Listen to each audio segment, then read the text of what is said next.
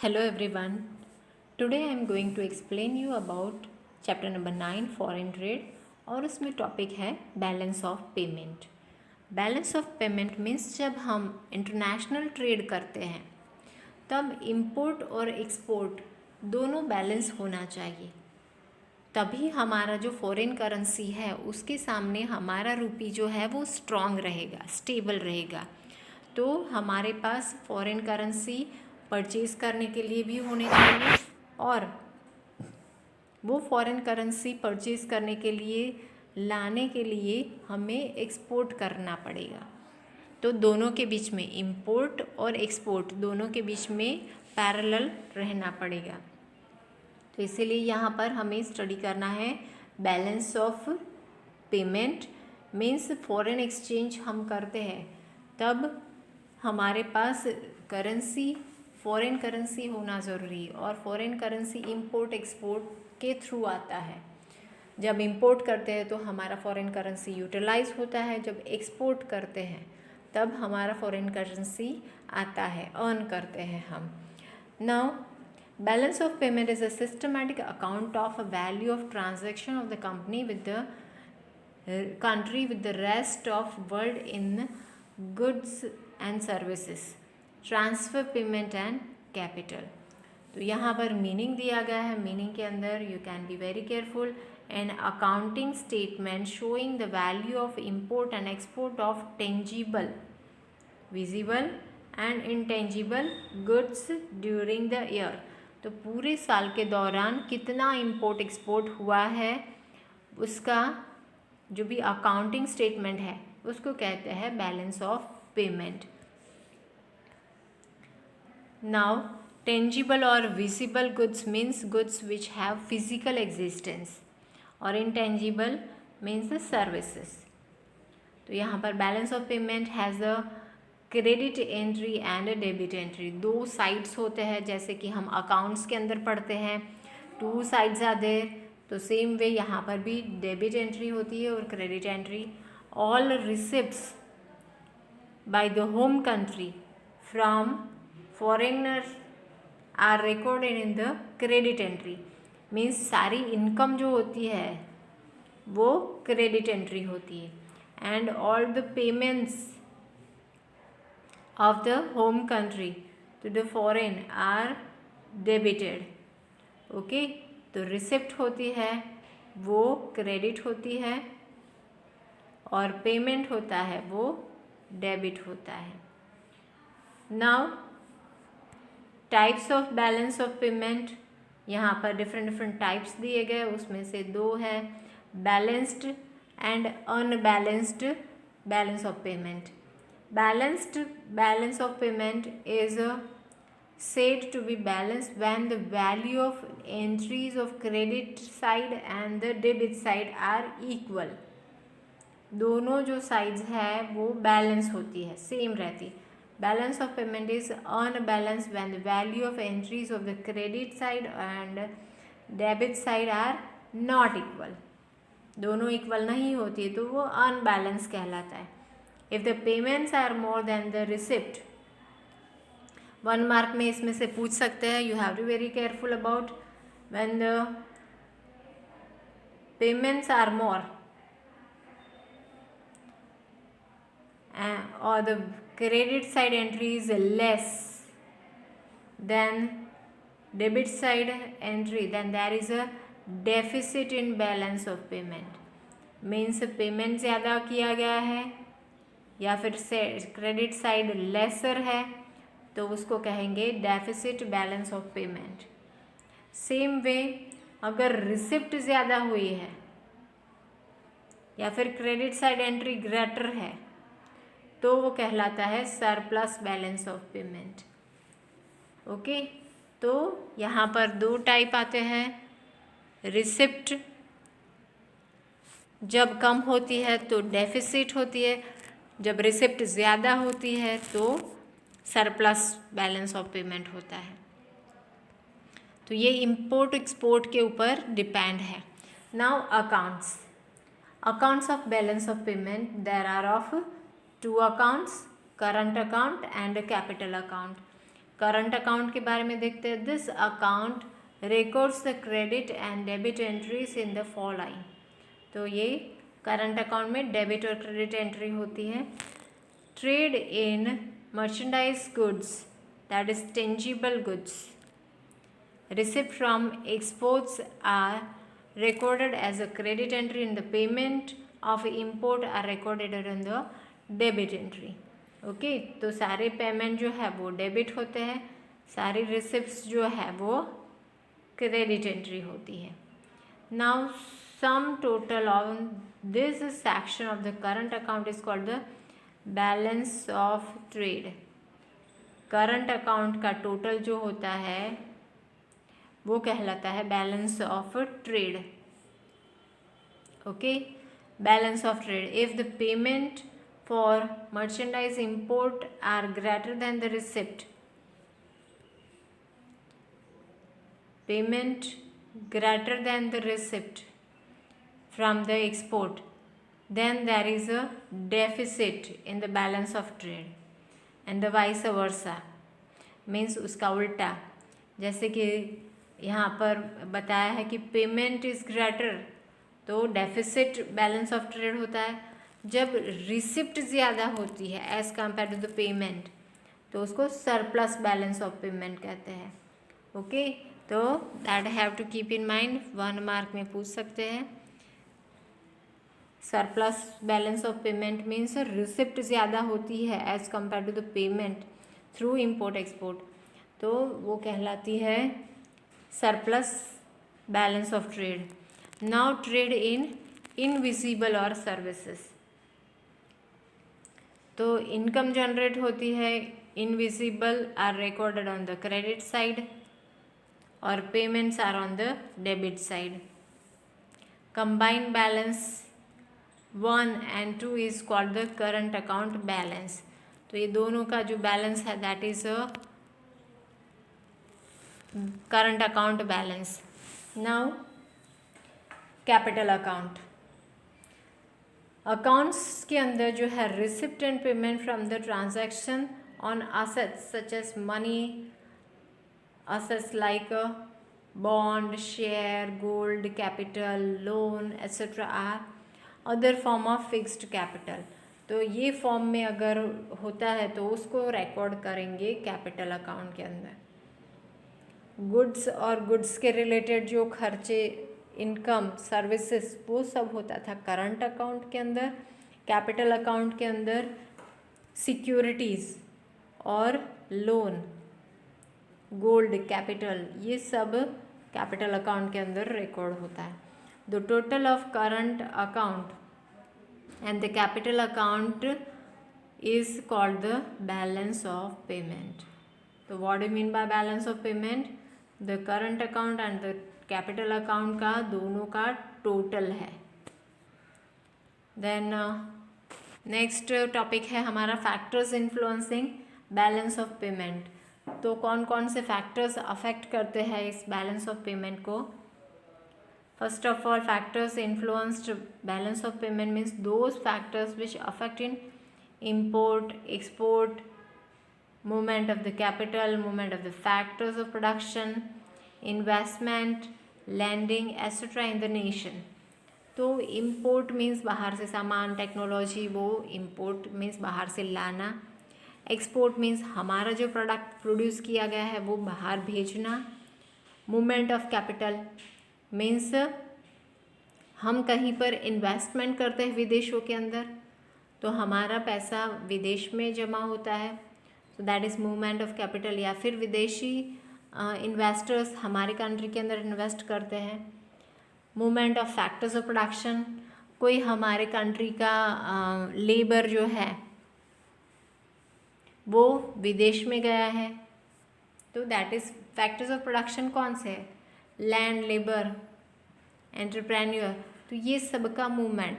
Land तो move नहीं हो सकती, दैट इज़ लेस मूवेबल, पर उसके ऊपर इन्वेस्टमेंट हो सकता है। Then investment, landing means loan लाए हैं कहीं से, तो that all are influenced. Deficit और surplus in balance of payment can arises owing to such factors. तो ये दोनों चीज़ें अराइज हो सकती है, दोनों में से एक। डेफिसिट मीन्स पेमेंट ज़्यादा करना पड़ता है, सरप्लस मीन्स रिसिप्ट ज़्यादा होती है। So that two things are possible through balance of payment. The impact of such factors usually depend upon the level of economic development of the country. तो country का economic development कितना है उसके ऊपर जाता है कि कितना इम्पोर्ट एक्सपोर्ट हुआ है, और उसके ऊपर से balance of payment can be measured. तो फैक्टर्स दिए गए हैं यहाँ पर। First factor is of exchange rate,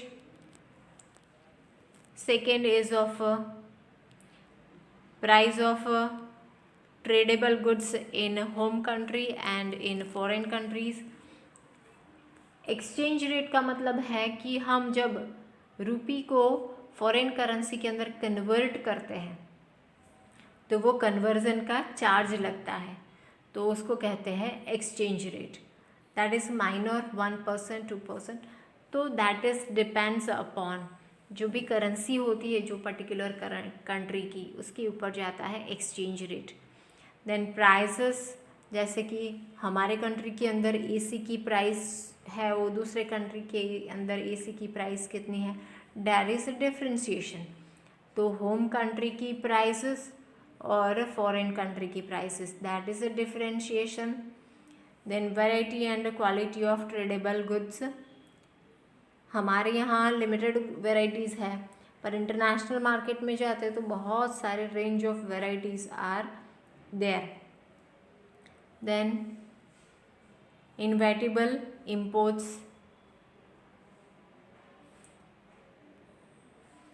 imports करना ज़रूरी हो जाता है, क्योंकि बाहर से अगर टेक्नोलॉजी आएगी तो ही नया नया उत्पादन कर पाएंगे, वेराइटीज़ हम दे पाएंगे प्रोडक्ट्स को।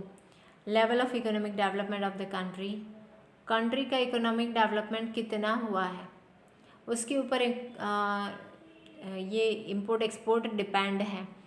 बाहर से अगर इम्पोर्टेड चीज़ें, प्रोडक्ट, मशीनरीज, टेक्नोलॉजी मंगवाएंगे तो ही हमारे कंट्री का डेवलपमेंट हो पाएगा। तो इसलिए कितने लेवल है कंट्री का डेवलपमेंटल, तो उसके एस्पेक्ट्स के थ्रू जाता है कि पेमेंट, बैलेंस ऑफ पेमेंट कितना होता है, ये भी इन्फ्लुएंस्ड करता है। Then legal restrictions on trade, कोई पर्टिकुलर चीज़ है उसके ऊपर रिस्ट्रिक्शंस रखते हैं गवर्नमेंट, जैसे कि हमारे कंट्री के अंदर जो भी नेसेसिटीज़ है वो फुलफ़िल हो पाए, then only they have to sell to the other country. Offer दूसरे कंट्री को ऑफ़र तभी कर सकते हैं जब हमारे कंट्री के अंदर उसकी नेसेसिटीज़ फुलफ़िल हो जाए। जैसे अर्लियर एंशिएंट टाइम में ऐसा था कि एक्सपोर्ट नहीं कर पाते थे, क्योंकि हमारे कंट्री में ही बहुत सारे उसकी जो कस्टमर्स थे वो अवेलेबल थे। तो हमारे कंट्री में अगर शॉर्टेज है तो हमारे कंट्री में पहले यूटिलाइज़ करना है। तो वैसे ही government is restricting for the few import and few exports, तो वो भी एक फैक्टर्स है। Then trade supporting facilities and infrastructure like transport, communication etcetera. तो ट्रेड को सपोर्ट करने वाली फैसिलिटीज़ कौन सी है, ट्रांसपोर्टेशन मीन्स सामान एक जगह से दूसरी जगह पे जाता है तो वो उसका खर्च होता है, शिप में जाता है या फिर एयर के थ्रू जाता है या फिर ट्रेन के थ्रू, तो वो ट्रांसपोर्टेशन कॉस्ट। कम्युनिकेशन मीन्स अगर ऑर्डर देना है तो उसके लिए that via through internet contact करना पड़ेगा, पेमेंट जो है वो अकाउंट ट्रांसमिशन होगा। तो ये सब जो चीज़ें हैं वो बहुत ही मायने रखती है। तो दैट कम्युनिकेशन पॉसिबल होता है थ्रू डिफरेंट सर्विसेज, जैसे कि गोडाउन में अगर रखना है, ट्रांसपोर्ट तो हो गया है पर सामने वाला रिसीव नहीं करने आया तो वो गोडाउन में टेम्पररी रखेंगे। कम्युनिकेशन के अंदर bank is also playing main role, bank के थ्रू ही पेमेंट आता है। So that all are factors affecting balance of payment. अब hypothetical example of balance of payment is given over here. You can be very careful about hypothetical means assume किया गया है। दो side बताए थे, हमारे लेफ्ट हैंड साइड पर credit items that is receipts, right hand side पर payment that is debit items are recorded, और last column is of a balance. Now पहले बनाते हैं करंट अकाउंट और उसके बाद बनाते हैं capital account. Now current account के अंदर first of all merchandise export किया गया है 200, तो हमारे पास रिसिप्ट होगी, सामान हमने बेचा है। अगर सामान एक्सपोर्ट करते हैं तो रिसिप्ट आती है। एंड मर्चेंडाइज इंपोर्ट 300 किया तो हमें पेमेंट करना पड़ा, बाहर से सामान मंगवाया तो उसके सामने पेमेंट करना पड़ा, तो बैलेंस हुआ -100, that is called the trade balance. Now services related to this import export, service exported 100, service imported 200, investment income on 100, यहाँ पर investment money paid 200, unilateral receipt 200, unilateral payment 100, सब का टोटल करते हैं तो करंट अकाउंट में receipt side पर amount आते हैं 600 एंड पेमेंट साइड पर अमाउंट आर ऑफ 800। दोनों का डिफरेंसेस निकालते हैं, so that have to be -2 because receipts are less as compare to the payment, इसीलिए आंसर आएगा -200।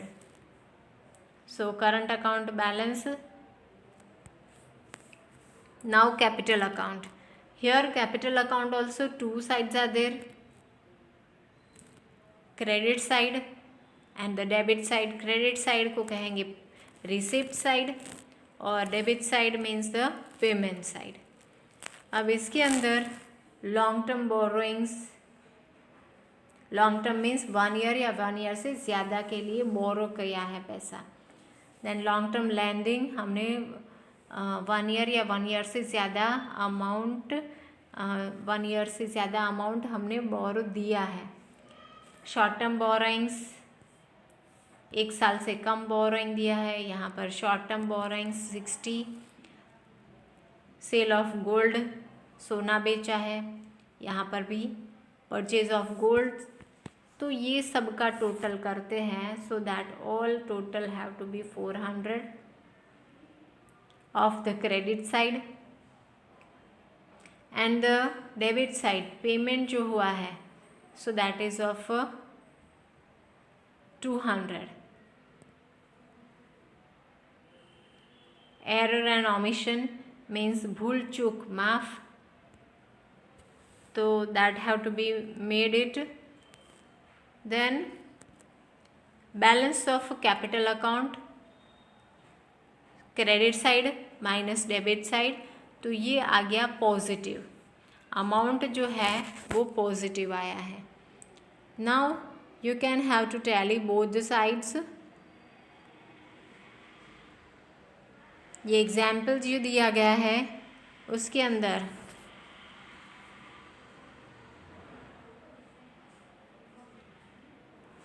करंट अकाउंट का -200 था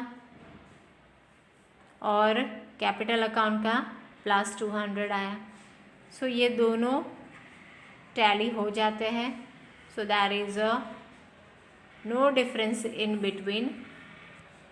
तो यहाँ पर